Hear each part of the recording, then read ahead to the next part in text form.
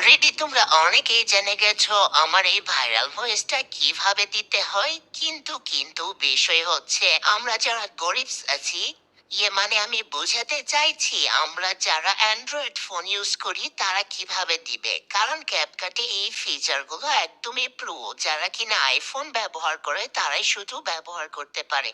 তো সেক্ষেত্রে আমরা কিভাবে Let's ব্যবহার go. করব? চলো আমি দেখিয়ে দিচ্ছি। তো প্রথমে আমি ক্যাপকাটটাকে অলরেডি ওপেন তোমরা করে নিব, আর আমি অনেকেই আগে জেনে থেকে গেছো। ভয়েস দিয়ে রেখেছিলাম। ভয়েস দেওয়ার পর ভয়েসের লেয়ারের উপর ট্যাপ করতে হবে, তারপর এখান থেকে ভয়েস ইফেক্ট, তারপর ভয়েস ক্যারেক্টারে যেতে হবে, তারপর এই যে আমি মার্ক করে দিচ্ছি টেক্সটার নামে যে অপশন, এখানে দিতে হবে।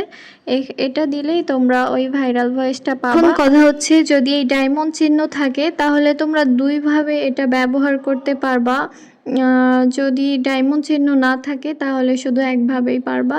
তো যদি এই চিহ্নটা থাকে তাহলে তোমরা যখন এক্সপোর্ট করতে যাবা তখন এখানে অ্যাড শো করতে হবে, মানে 6টা অ্যাড যদি তোমরা দেখো তাহলে এটা এক্সপোর্ট করতে পারবা। এটা হচ্ছে একটা।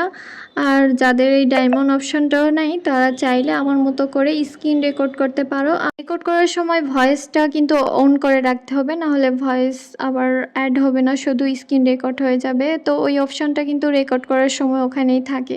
তারপর আমি ইনশর্টে চলে গেলাম, তারপর এখান থেকে মিউজিক, তারপর ভিডিওর অডিওটা এক্সট্রাক্ট করে নিব, তাহলে কিন্তু আমরা ওই ভয়েসটা আসলে পেয়ে যাব। আমি আসলে ইনশর্ট থেকেই এডিট করি, এই জন্য এখান থেকেই দেখালাম। ক্যাপকাট থেকে জাস্ট ভয়েসটা শুধু চেঞ্জ করে নিই, আর সম্পূর্ণ এডিটিং আমি ইনশর্ট থেকেই করি। তো আশা করছি আজকের ভিডিওটা তোমাদের যাদের অ্যান্ড্রয়েড ফোন তাদের অনেক বেশি উপকারে আসবে। তো আমার সাথেই থাকবে, আমাকে একটা ফলো করে ভিডিওটা সেভ করে রাখতে পারো যদি ভুলে যাও। তো আশা করছি ভিডিওটা ভালো লেগেছে তোমাদের। আজকের ভিডিও এখানেই শেষ করছি। আল্লাহ হাফিজ।